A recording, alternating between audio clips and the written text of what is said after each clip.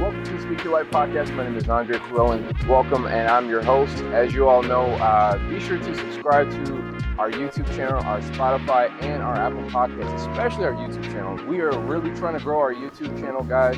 We're trying to get to 1,000. Not trying, we are going to get to 1,000 with your help. Go ahead and hit that subscribe button. Be a part of the Speak Your Life family and join us today. We have amazing content, especially today. Today's special guest is all the way from North Carolina. Man, he has done a lot of amazing things. As you can see, we're on this amazing ranch.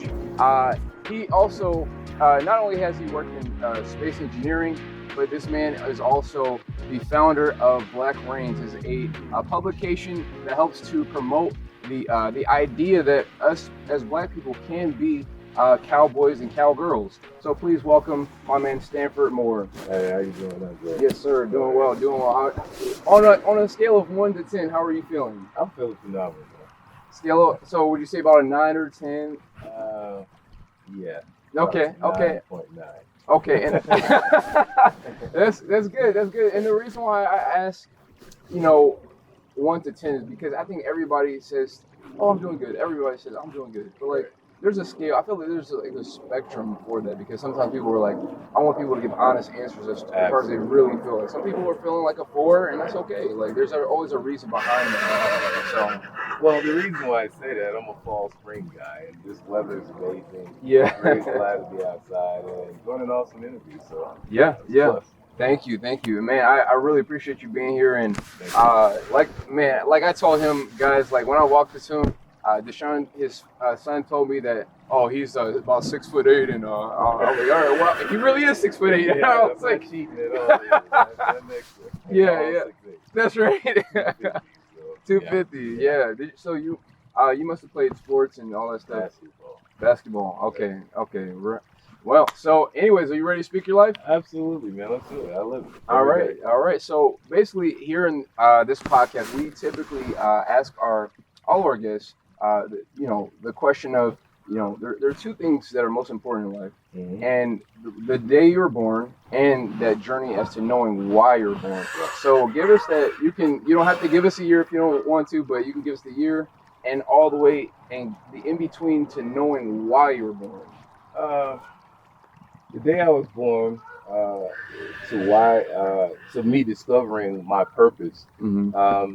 It was a journey of about 30 years. It took me some time to mature. I was a late bloomer. I grew late, everything. I left high school about 5'10". I ended up growing until I was 25 years old. So the progression is slow. Yeah. But what was the era in pop culture? Like, what were the things that were kind of going on in that time? Well, in the 80s, I grew up in the 70s, 80s, and 90s. So I was that typical on the scene kid, but I think I was always mature. I had my life together, I was always lived on my own, and kind of working in a professional field, so I carry myself professionally. But discovering my purpose is when I found, started going to church. I didn't grow up necessarily in the church, but when I started going to church, I think I was more aware of why God created me. Yeah. And it was more to help people. And so, how I found the Black Magazine, it was about helping people discovering great parts of our history. So all the things you're doing, interviewing people, I love going around the country, sharing information about everything equestrian and farm life, because I grew up on a small farm, to other African Americans and everybody else around the country to show us, we got a big hand in the equestrian and farm life. Yeah, wow. So what would you say was, I don't know, the one thing that drew you into the whole space of equestrians and cowboy, that whole world right there? So if you look at my background, it was an off journey. And so me growing up on a small farm, I knew the business side. That was my first hand in business, seeing my grandfather as an independent guy. You can't cheat in farming. You got to get up and go to work. So hard work was a part of my upbringing. I joined the Army, got out, went to college, aeroscience. So I'm around in the office doing research and design. But by nature, I'm still that little kid that grew up on a small farm. And so once I got married and my wife's uncle had a bunch of horses, that's what led me outside. And then once I got outside, I started to experience the horse world, doing more research, discovered African Americans had a big hand in our, as far as our equestrian history, and also those two things go together. And so when you take us off the plantation, before there were cars, there were horses.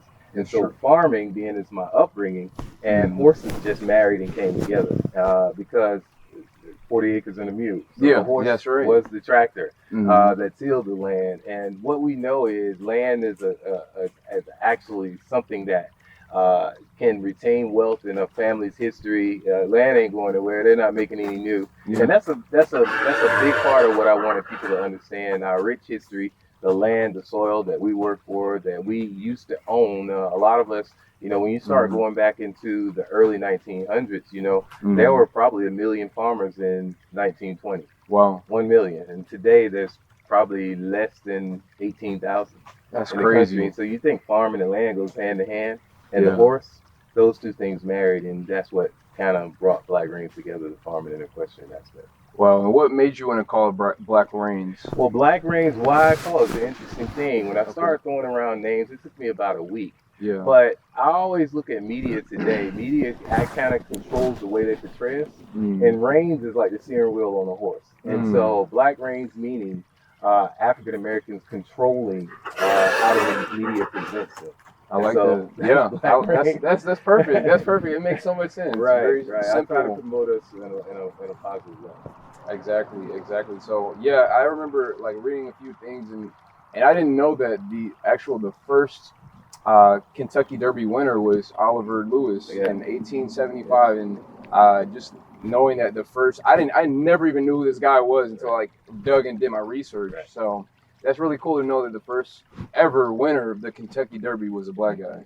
75% of the trainers and jockeys in the first Kentucky Derby, actually in the first race in the industry, are all black. Wow. Yeah. When you start, not just that in racing, so let's spread it across the board. Sure. All the foundation of great horses that we see today always had black handlers, black groomsmen. Groomsmen at that point were actually trainers. Yeah. So they have had a big hand in the horse industry, the foundation of it.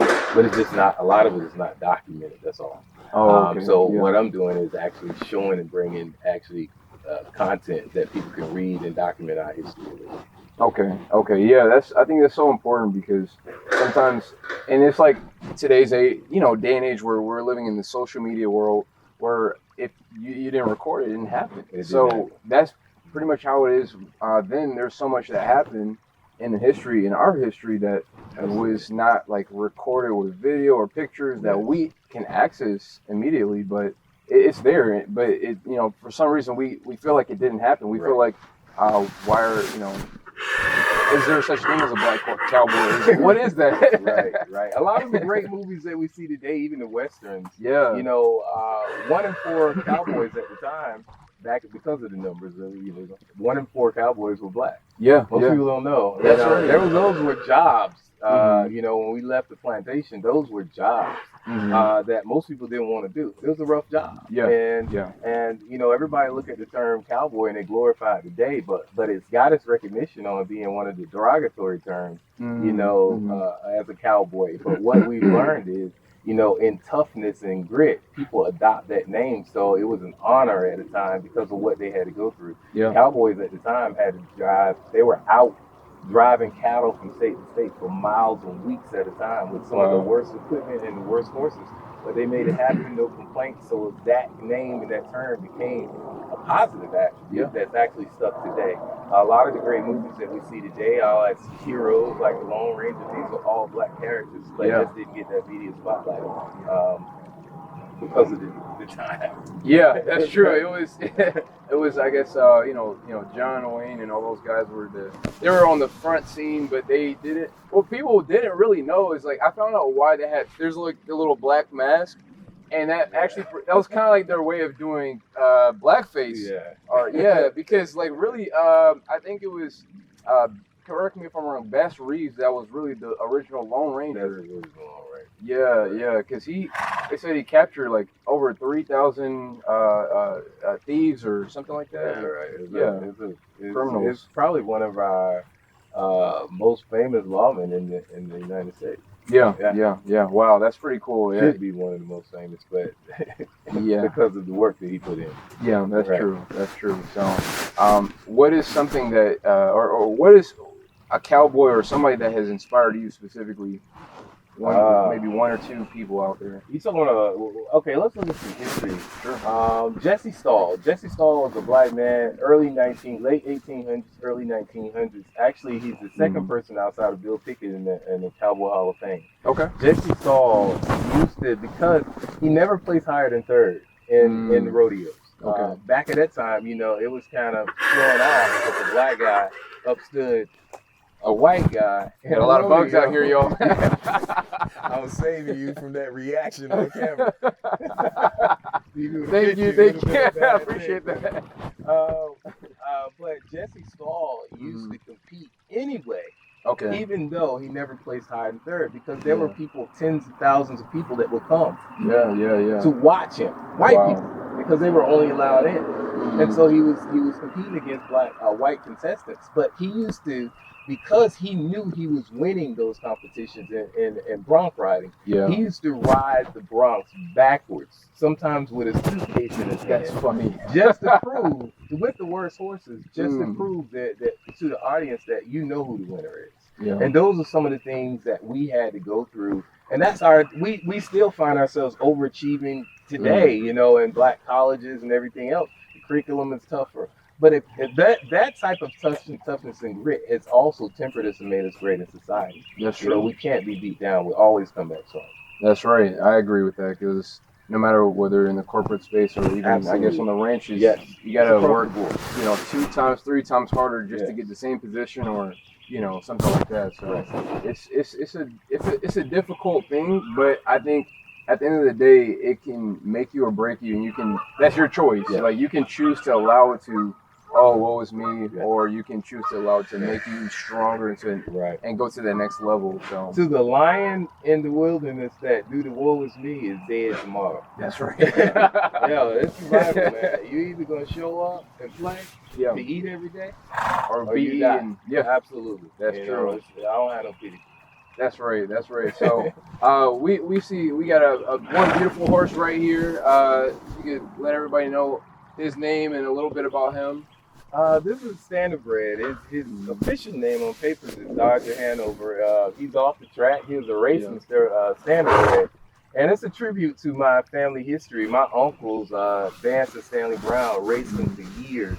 I always wanted to keep that tradition going, so I bought this guy about a year ago, and he's an awesome horse. I just brought him in today. We went up to North Carolina riding and doing some camping out. Nice. He's excited to get home. Of course, we just got him off the trailer. So he wants to go back and play a little bit with his friends in the back. I also we got about 25 horses in the back, 40 back here. We can walk back there and take a look at these guys. And I got, this guy's 12 years old. I call him Magnus. That's a barn name. So Magnus, he looks royal to me. Oh yeah. I feel like a king. So I call him Magnus.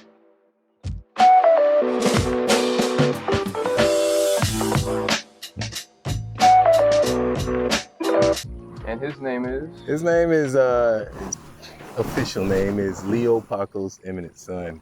I call him Son. Okay. S-O-N, Son. So. Yeah. So what made you name him that? I usually try to take something off the original paperwork to maintain it. And so I just pick a name out of their official name. And Okay. So Son was a good thing, man. It's easy to say Son. I mean, we say it in the street. Yeah, that's right. What's up, son? What's up, son? 50 Cent. You see what I'm saying? So it kind of stuck over the years, man. You think he's been around for, I had him since he was 3, 4. He's now 19, so he's been around for a while. So we got a lot of miles together. And apparently in horse, in horse terms, 19 years is above the mid-year range or the midlife range. I would look at, say humans live 100 years. Horses average about 30. Yeah. So he's 19. He would literally be about 60, 55, 60-year-old guy. He's pretty mature. setting his ways right now. I got a little attitude. Stay off my lawn. That's right. That's right. Don't mess with my girlfriend. She was rubbing her butt up against the yarn earlier, so that was pretty funny. Oh, the great thing about it is he's been there, done that, and he's a good ride, man. Usually, if I have people come out, I'll put him on this guy. Raises his ears. She's like, I'm listening to this conversation.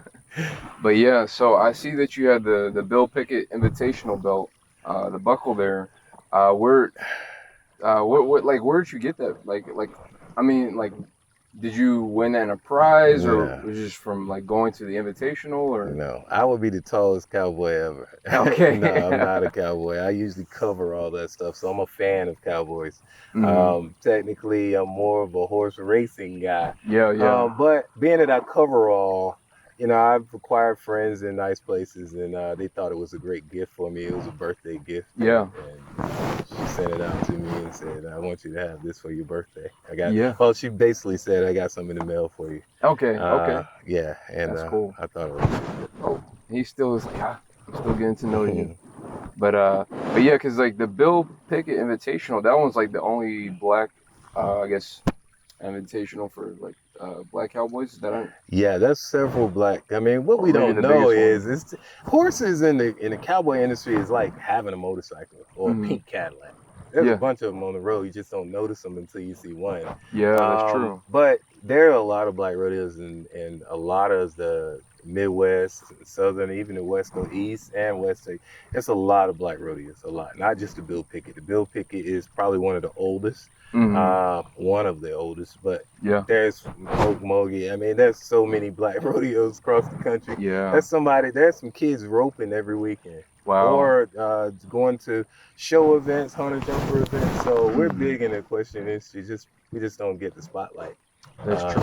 That mainstream actually gets. So I heard that Bill Pickett was I guess maybe the person that first invented wrestling with the bulls. They call it bulldogging. Today they call it steer wrestling. He used to grab the bull by the horns and bite its nose and twist its neck to get it down. Okay. That's cowboy life. That's ranch life. That's right. That's right. And so he's one of the first cowboys inducted into the Cowboy Hall of Fame. Oh wow. Yeah. There's a whole Hall of Fame, y'all. Right. That's cool. So if there was a Michael Jordan, Kobe Bryant equivalent, who would be on the top 3? There's a Bill Pickett, and there's a Jesse Stahl. There's some great guys, man. I could go on naming. I don't want to go past that because you start naming. You talking about the show industry, the hunter jumper. There's a lot of black people in there that's doing amazing things. You just can't name them all. You research, you'll find some great guys in history, and it's debatable. That's true. Because there's a lot of people that's not even in the Hall of Fame that's worthy of it. It took them I don't know, maybe I forgot how many years it took to get some guys like Jimmy Wingfield inducted into the Racing Hall of Fame. But he's a 2-time Derby winner. Wow. So that's crazy. So we got so much history to catch up. There's people documented for years to come. Great cowboys. And that's what you do, right? You you've connected with a lot of people, and you mentioned that you'll be meeting up with a guy tomorrow that has a documentary series or a film on cowboys, right? There's a lot of people doing amazing things. Adriana and Caitlin Gooch doing the Young Black Equestrians. That's Charles Perry doing the Black Cowboy documentary. Man, I can just go on and on. There's so many websites and Facebook pages. You put in Black Cowboy or Black Equestrian, you're gonna see thousands of African Americans of all ages still compete. Yeah. Sometimes people just need exposure. Right. Simple exposure can really make the big difference. Yes. And a lot of things, I think, whether it be from the time that Jackie Robinson was entering the major leagues, and now the equestrian world and things like that too. It's good to see stuff like that, especially with Kentucky Derby not being too far. It was about 2 weeks ago. Yeah, a few weeks ago. Yeah, a few weeks ago, and it was one black guy there. I can't remember his name, but he was competing, and they were saying that he was if he had won, he would have been the first one to win since 1920. 1920, I think Jimmy Wingfield was the last one to win the Kentucky Derby. That's a lot of years, and that's a big gap due to that whole Jim Crow era. The number one athlete in 1920 was Jimmy Wingfield. Was a black jockey. Remember, there was no TV, there was radio. Wow! And so we were all tuned in to hear those big events because of how lucrative it was and the celebrity that went along with it. A lot of the white jockeys were getting intimidated by that, and so they pushed a lot of the black jockeys out. And so a lot of the black jockeys were pushed, and trainers were pushed out of racing, as well as rodeo.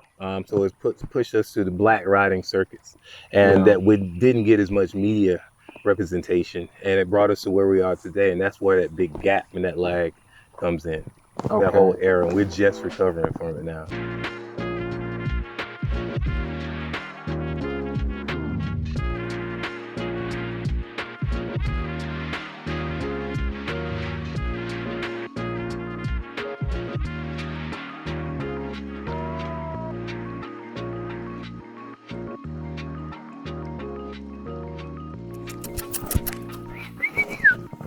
Yeah, so how long have you been riding on the horses? Well, I've been riding, if you count, as far as I can remember, being that I told you I came up on the farm, I've been there at horses and stayed with them for a long time throughout my teenage years. And then, of course, I left the farm, but as soon as I got the opportunity, I got right back into it, since about 25. Okay, 25. I'm now in my 50s, so so with that, it's been a good ride. Nice. It's pretty easy, man. Matter of fact, I got the horse already tacked up. Let's don't let him just sit there and wear the saddle if you want to get on. Well, I mean, sure. Why not? We had a viral moment back there that we missed, and hopefully we don't make a bad one here. No, take care of himself. Oh. Come on, he's not used to you guys. Okay. No, we'll put it up to him. Okay. All right. All right.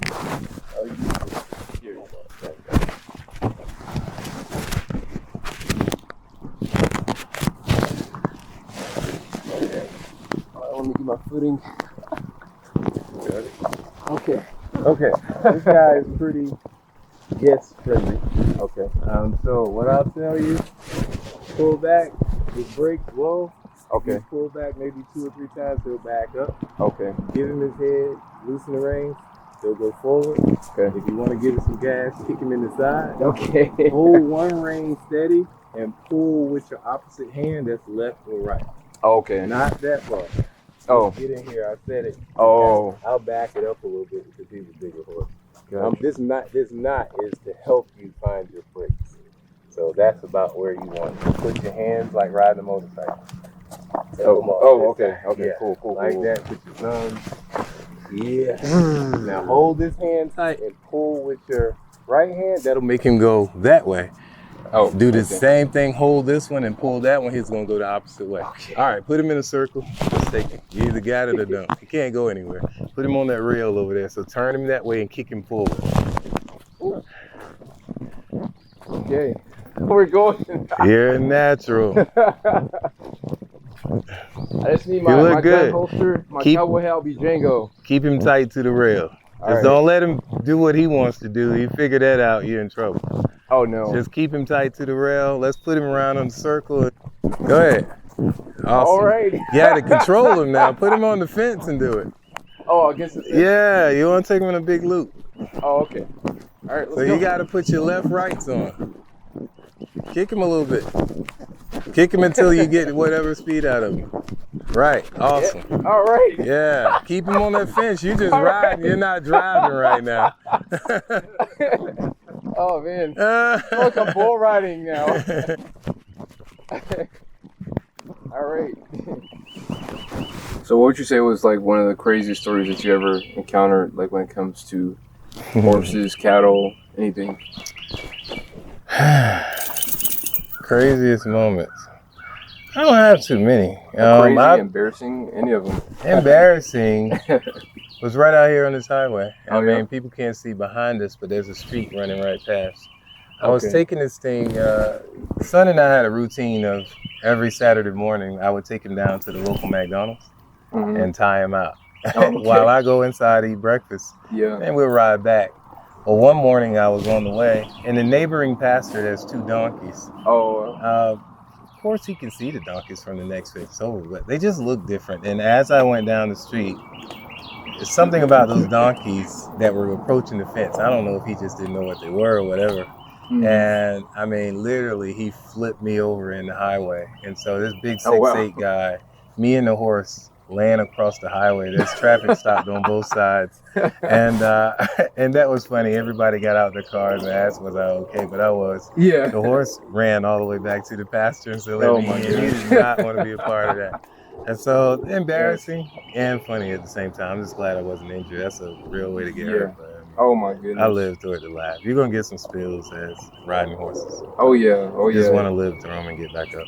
Luckily, this isn't like, it wasn't too busy of a highway. So. Early morning. And there's usually no cars out. So. Yeah. All right, cool. So we always, in this podcast, we like to talk about, if life was like a house, what is one foundational piece your life is built on? I usually build my life, and I try to teach my kids on the 6 F principles. I used to use 5, but now I use 6, and that's faith, family, finance, friends, fun, and fitness. If you have a foundation in God, you truly lean and trust me and family and build a strong family unit. If you continue to keep your finance in order, you choose great friends, keep yourself in good shape, keep yourself fit, you'll be around to have a whole lot of fun. So faith, family, finance, friends, fun, fitness. The 6 F's, guys. The 6 F's. All right, cool. Well, and the very last question we like to ask, question of the day, and question of the day would be, if you could be in any horse movie scene, out of all the movies out there that have horses, which one would it be and why? I would be in the Sade video. Why is that? I love Sade. Yeah, she's beautiful. Absolutely. There's a scene with her running on the beach. Yeah. I need to be right beside her. That's right. Making sure, hey baby, make sure you're going the right way. Absolutely, man. That would be awesome. I love Sade. But anyways, thank you guys so much again for watching this episode. Be sure to subscribe on YouTube and Spotify or wherever you listen to your podcasts. And also, be sure to check them out, blackreins.com. That's blackreins.com. And if you're trying to, understand what's going on as far as like the publications, the magazines, and get connected, Mr. Moore will help you out with that. So right. Hashtag Black Reins. You can go to facebook.com/Black Reins or Twitter, Instagram, blackreinsmag.com. I'm at Black Reins Mag and hashtag. You'll find us. Awesome. Well, anyways, thank you guys so much. Remember, we're hitting that subscriber button, making sure we get up to 1,000 subscribers by the end of the summer. So we love you guys, and we'll see you in the next episode. All right. Peace. Peace, everybody.